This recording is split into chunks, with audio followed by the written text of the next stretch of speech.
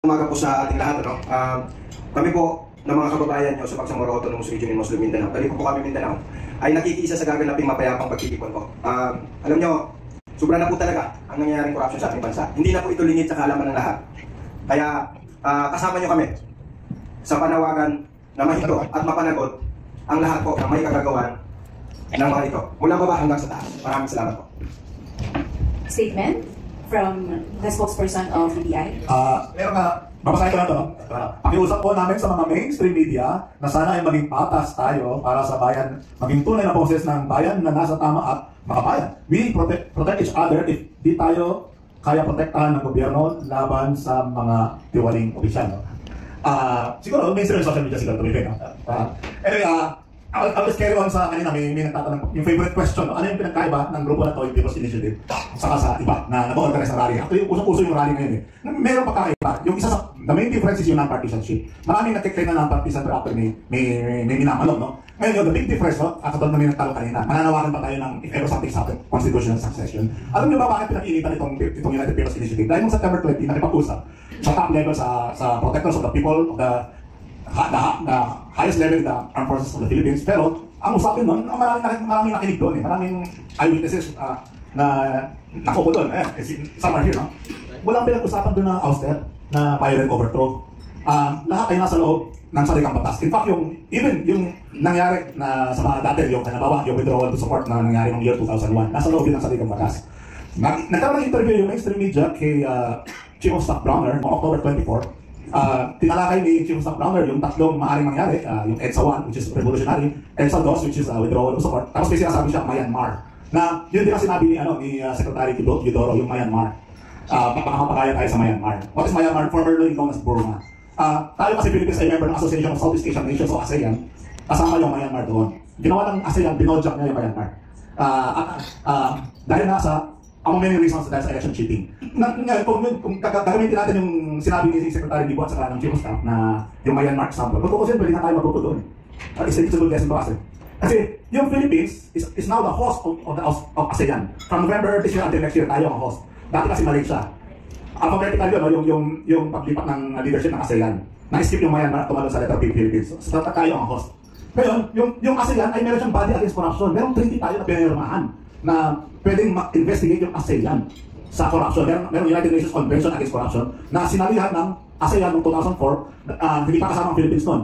Kasi Singapore and a few other countries na sumali noong 2004. Noong 2017, sumali ang Philippines. Meron tayong pinirmahan na kasama tayo sa United Nations Convention Against Corruption na until today still in effect. Tapos Philippines pa ngayon ang head ng ASEAN from November today until November next year. So, itong ginagawa ng ICC ay pwede i-turn over doon sa international level. Total, ang feeling naman natin internationalize ng issues eh. Yung ICC na hindi tayo member ng ICC. And yet, in-internationalize natin yung issue. Walang jurisdiction ng ICC. And yet, nambabato tayo ng mga head of state doon. Ngayon, yung ASEAN, mayroong jurisdiction sa corruption issues in the Philippines by virtue of treaty. Pwede i-akyat doon para medyo, ay papaano, yung magbabantay, mag-observe, yung magpo-poncha, tulad ng ginawa ng ASEAN sa Myanmar, ay nasa international level po. That's one of the options. Pero, siguro, on another topic. Yung isa sa pinagkaiba lang, itong United People's Initiative sa ibang grupo. Kasi yung ibang grupo, may minamanok eh. May minamanok pagka nalakla si ganito, constitutional succession. Kami wala kami pakialam eh. Kasi constitution yan eh. Eh, kung yun ang sinabi ng constitution, di sundan yung constitution. Ngayon, kung galit kayo sa constitution, di palitan yung constitution. Pero sa ngayon na, may meron tayong constitution, masusunod yun. Binigyan namin ang option yung mga protectors of the people.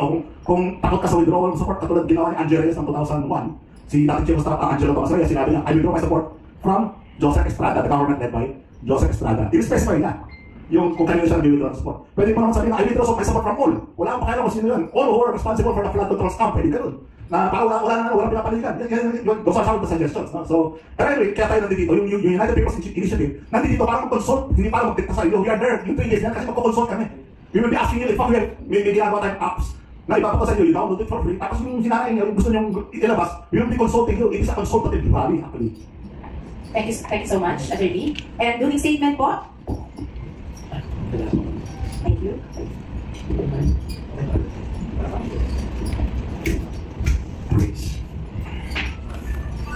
May pakialam ba yung mga spiritual na tao sa nangyayari sa panglabas, material at physical? Ayan yung basahin ko yung nakasulat dito sa ating pera sa labi. Mapalad ang bayan na ang Diyos ay ang Panginoon. Ano yung ibig sabihin? Bakit nasa pera natin? May pakialam po ang Diyos sa ating bayan. At meron pong mga problema na nakikita natin ngayon. If you're going to solve a problem, you don't solve the problem on its face value. You go back to its very root in the very beginning. Of course, we're all Filipinos, we are all humans. Lahat tayo are composed of spirit, soul, and body. Maniwala po kayo na lahat ng inyo at akin at bawat organisasyon at bawat tao, grupo o bayan, lahat ng gagawin muna nanggagaling sa mind and inner being before you act. So what's the problem? We have this corruption and we all know that. Kaya po, we believe kapag may pasensya na rin sa inyo kasi papapunta ako sa ugat. Alam niyo po ba na walang kinatatakutan na any empire, any government, any military force, historically and biblically, kung hindi ang church? The true church that believes in God and had faith in God, and that is historical and that is biblical. If you want to change a person, change his heart and mind. It's not judge. We are not just in a behavioral modification here. We need transformation. We need a change of heart. Corruption is an issue of moral, and moral is an issue of the spiritual. Di po ba? That's logical. You know it all. You don't try to just change people, change position, change officials. So having said that, we also have a concern, and what I mean is that we also have, may pagkukulang po ang evangelical churches. I represent, hindi naman nila sila, pero alam ng grupo namin sa Council of Bishops and Ministers Association of the Philippines that I am, sinusulong ko po ito at pinapaliwanag ko sa kanila. Pag pumasok kayo sa isang kwarto at madilim, ano po hinahanap ninyo? Alam niyo naman may kuryente. Switch. Ilaw. May sinisisi pa kayo na pambihirang ilaw to, walang kwentang ilaw to, ano ba itong dilim na to? Ano ba itong dilim na to? Pambihirang dilim na to, napakalaking problema ng dilim. Hindi. Immediately you go to the source ng light. Kaya pag madilim, yung light ang kailangan mo. Pag may kabulukan, in the Bible, wala pa pong ref doon, ano hinagagay? Asin. Asin po, di ba? Corruption. So we have a consultative meeting together with the bishops, DCEC, CBIMA, and other big provincial ministerial heads. Nung hinuli po ako, kinuha si former President Digong. At isa po yan sa tinalakay namin. We are barking on the wrong tree. Where the church goes, the nation goes. If you want light, because there is darkness, if you want solution to corruption, magsisimula din po yan sa mga nagsasabing sila ay Kristiyano. No, nakakakilala sa Diyos at may takot sa Diyos. So I'm calling as well the body of Christ, the people of God. And nakaraan din po, isingit ko lang po, nakaraan 28, 29, and 30. Kung mapapanood niyo po, kami po, ang grupo natin ng General Mariano Alvarez Fellowship of Evangelical Churches and Cavite for Jesus Movement, wala po kami ginawa doon sa EDSA kundi mag-praise and worship, mag-preach, at mag-pray. Kahit panoorin niyo po yun. Pero tinutumbok po natin doon ang ugat. It is the inner heart, it is the inner being, it is the mind, the heart, the soul of a person that needs to be changed and transformed. So, may pakialam po tayo na nagsasabi na tayo ay ang tanging Kristiyanong bansa sa Asia. Ano nangyari sa iyo? Dahil ka pa ng mga walang paniwala sa Diyos. Tigil-tigilan na natin yung pagiging religyoso. Kailangan natin maging spiritual. May takot po sa Diyos. I'm not saying that because I am perfect or whatever. Yun lang po talaga ang dapat. So, we are in need right now ng mga taong may mga konsensya na siyang mismong iibaw. We know, we don't play around. Our problem is not just political, economic. May mga powers behind who are controlling all of these things. At nalaman ko rin nga po, ewan ko kung totoo ka, pag nasaan yung 2026 na budget, baka naubos na yun. So sabi ko, anong ibig sabihin? Mangungutang na naman tayo. So ano ba yan? Tuwing ahon ng bansa, magkakaroon ng pandemic, magkakaroon ng problema. So nakikita po natin doon na mayroong mga gustong pigilan ang pag-angat ng bansa. Sa side po ng mga spiritual people, we wrestle not against flesh and blood, but against principalities and powers and rulers, spiritual force of darkness in the heavenly realms. Ang mga ministers po ay sanay na po riyan at marami po dyan ay maraming karanasan na ang tao, kahit anong sama, ng isip at kalooban, pag siya po ay pinili niyang magsisi at magpakumbaba, makakaranas po siya ng pagbabago. Alam niyo po yan, kayo nandito, alam niyo rin yan, nangyayari din sa atin. So ganun din po sa ating bansa. What we need today, whether oligarch yan, who controls the politics and the economy of our nation, meron po mga may takot sa Diyos yan. Kahit sa mga generals and government officials na maaaring sabi nila ay nababayaran, meron may takot sa Diyos yan. Kahit yung mga CIA, may mga takot sa Diyos yan. Kahit yung mga nagsasabing sila ay masama o ayaw na nila talaga, ay meron pong pagkakataon. If my people, who are called by my name, 2 Chronicles chapter 7 verse 14, shall humble themselves and pray and seek my face and turn from their wicked ways, then I will hear from heaven, I will forgive their sins, and I will heal their land. Our land is sick. If the land is sick, may salot, may problema, may disaster, may threat, whatever, na kadiliman, o sugat, o mabigat na kalagayan, God is waiting for His people to be one. At sinabi ko po ito sa aming grupo at pinaparating po natin. Salamat ang PJM, Philippine for Jesus, PCEC, Intercessors of the Philippines, DCS, may kanya-kanya sila mga effort. Pero united effort, isa, pagsamahin mo lahat, wala pa. So ito po yung pinaparating ko po din sa ating mga nagsasabing spiritual na mga tao sa ating bansa. Whether you believe me or not, it's up to you.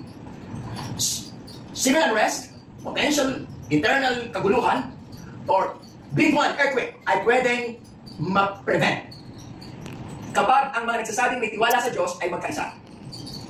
Pero, kung hindi po tayo magkakaisa, na nagsasabing mga may tiwala sa Diyos at spiritual na mga tao, at mga anak ng Diyos na nagsasabi tayo, pag hindi po tayo nagkaisa, the big one, the earthquake will come upon us, this unrest will come upon us, this inner struggle and problem inside us will come upon us, and then pag wasak na tayo, we shall become one. So whether, so we shall become one. So, yeah, it is our choice. You spiritual people, religious people, people who believe in God, evangelical churches, it is our choice. Habang nasa kamay pa po natin. And I received that a year ago. We have a open letter to the President in the body of Christ. If we shall become one, the big one will not come. The civil war, unrest, or kaguluhan will not come, or whatever inner struggle or no. But if we will not, this all problem will come. And then we shall become one. Ano bakit? Kasi wasak na tayo.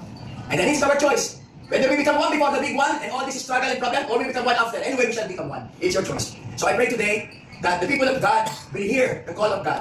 That all of us, we shall become one. Hindi yan yung hawak kamay, kanta tayo, ildalan, so tayo uniforme, hindi po yan. Umamin ang lahat ng may pagkukulang at pagkakasala. At magpakumbaba. At magsisi sa harap ng taong dapat nilang pagsisihan. At pag nangyari po yan, patatawarin tayo ng Diyos, makikinig ang Diyos sa atin, pagagalingin ng bansa. Subok na po yan. Pag kumilos po ang Diyos, pag kasinamahan tayo ng Diyos, hindi po tayo mapapahiya. I-bless po ang ating bansa. Thank you very much. Last message po mula kay... may tanong po tayo. Sige, sir.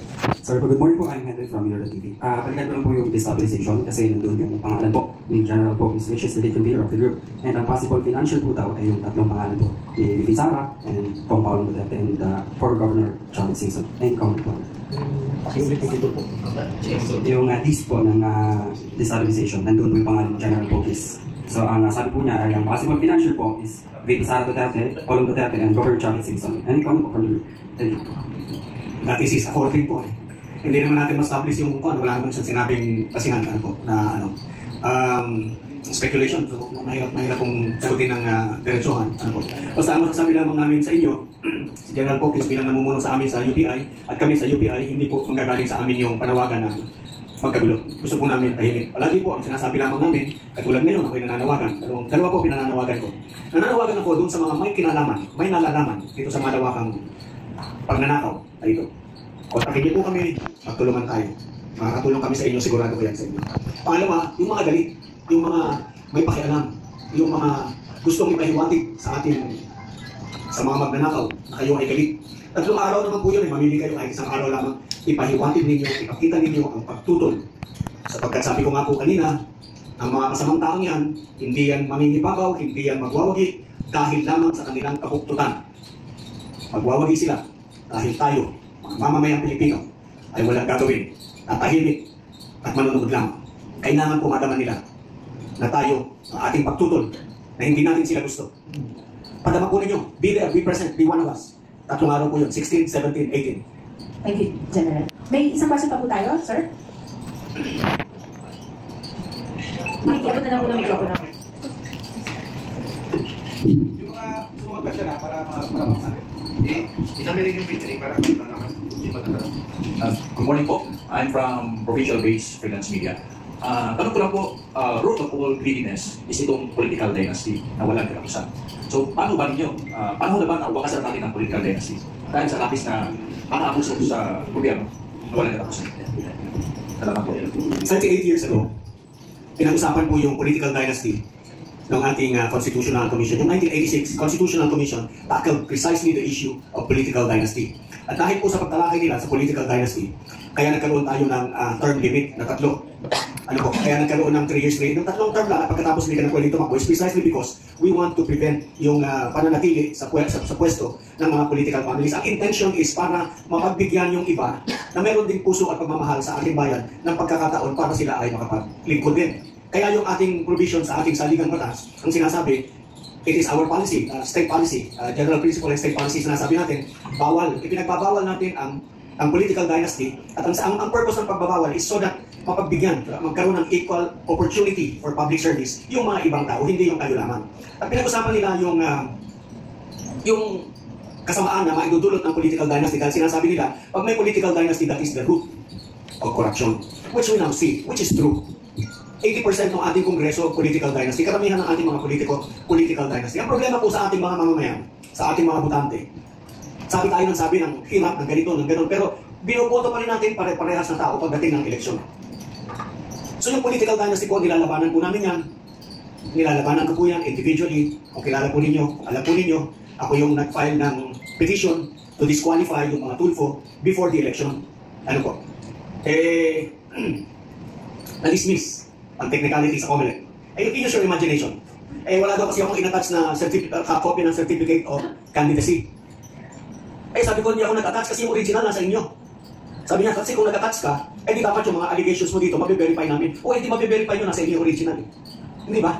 Anyway, so, pasalamat din ako kay Chairman Garcia because to me, he gave me time para ma-elevate ko sa Supreme Court. Nasa Supreme Court po ngayon yung petition. And hopefully, ang sinasabi ko po doon, totoo kung kailangan natin ng enabling law. Kaya nga po binanggit ko yung 38 years kasi magmula nung ipinataw ng ating mga mamamayan, natin lahat, magmula nung sinabi natin, kasi we ratified the Constitution in 1987, kaya meron tayong 1987 Constitution, we ratified. And therefore, ipinag-utos natin sa ating Kongreso na kayo ay bumalangkas ng batas laban sa political dynasty, and they have not done this for 38 years. Kaya sa aking petition, sabi ko, disqualify ng mga Tulfo. I singled them out because sabi ko, sila yung perfect example ng political dynasty. Because there is too much concentration of political power in one family. Isipin nyo nung kumakandidato sila, 5 yung kumakandidatong Tulfo sa Senado at sa Kamara. Di ko nandun pa sila, 6 sila. That is too much concentration of political power. Sabi ko, Your Honor, may ginagahasa sa harapan ko, hindi mo pwedeng pigilin kasi walang batas na nagsasabi bawal na pinagbabawal yung pagkagahasa. Hindi naman ganoon. So sabi ko, because it is obvious, because it is so bold, it is so blatant, pwede na siguro makialam ang Korte Suprema para mapanimulan yung pagbabawal ng political dynasty that will provide a spark, sabi ko. It might, pag sinimulan yun, sinabi nyo, nga, bawal yan, kasi nandun naman sa deliberation ng 1986 Constitutional Commission na ang bawal ay yung kamag-anak ng incumbent within the 3rd civil degree of consanguinity or affinity. Anak, tatay, kapatid, bawal asawa. Yan, of an incumbent. Yun yung malinaw na deliberation. And going by the intention, because that is the intention, the intent and spirit of the constitutional provision, pwede nang i-adapt ng Supreme Court at sabihin, oo nga, yung ganitong klase, bawal. Pero yung halimbawa, political dynasty, mayor, vice mayor, konsehal, governor, medyo kailangan mo pang i-define talaga yan. Pero mayroong mga obvious. Pag obvious na, huwag naman magmukha tayong, ilang billion na tayo, 1 billion mahigit. No? Mayroon naman tayo mag-billion, 1 million. Sige ba? Okay, we are 110 million idiots. Because yung obvious, kailangan pa natin ipag-define. Huwag naman po ganun. Andiyan na it's right smack our face. Let's stop it.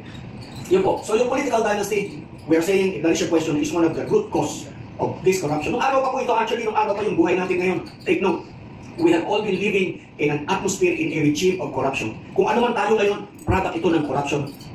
Tawag dyan, chronic and acute corruption. Nung araw pa yan. Nung araw pa, substandard lang sila. O maliit na bakal, kulang yung graba, yung mga ganon, no?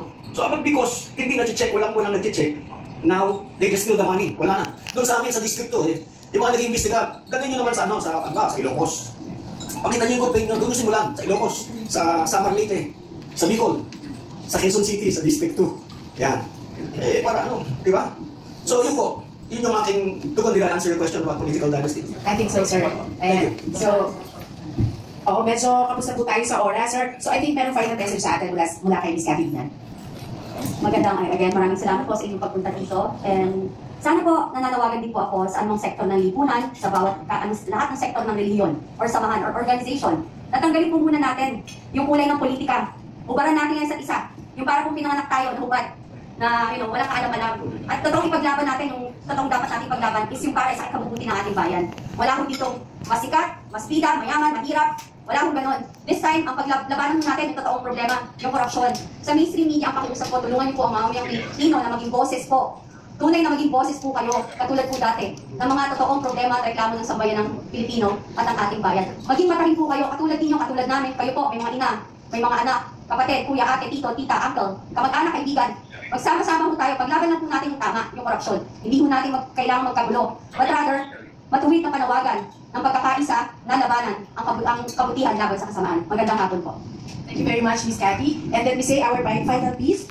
Sama-sama po kami nananawagan sa lahat ng Pilipino na ibalik ang moral na pamumuno. Piliin ang katotohanan kaysa takot, pagiging patas kaysa pabor, at integridad kaysa kawalang bahala. No? Sa lahat ng press people natin, media, vloggers, maraming salamat po sa inyong lahat. Meron po prepare ang at kung may mga humahabol pang tanong, siguro po. May sa mga vloggers kasi hindi sila nakapagsalita, baka pwede natin pabibigyan. Dalawa lang. May mga vloggers na gusto maghabol. Yes. Sila po. Siguro po yung mga vloggers natin na medyo late, pwede po kayong mag-ambush na lang sa ating mga speakers, no? Kasi po medyo limited lang po yung oras talaga natin ngayong araw. Muli, magandang tanghali sa inyong lahat and thank you very much sa pagpunta nyo ngayong araw. God bless us all.